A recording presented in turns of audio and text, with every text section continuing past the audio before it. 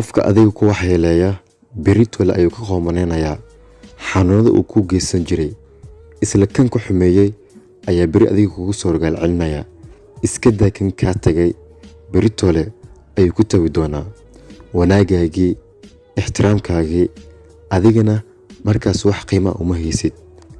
ha u ooyin qofka ku dhaawacay adiga, kaliya u dhool cadee.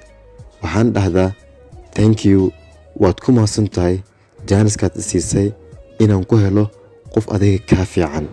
iska ilow wixii tagay shalay tole, balse marnaha ilaawin kuwa ku jecel adiga maalin walba.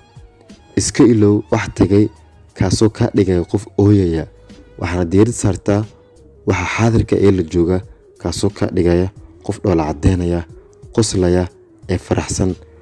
ha u ooyin kan kaa fogaaday, asigaba wuxuu kaa dhigay bilaa qiimo.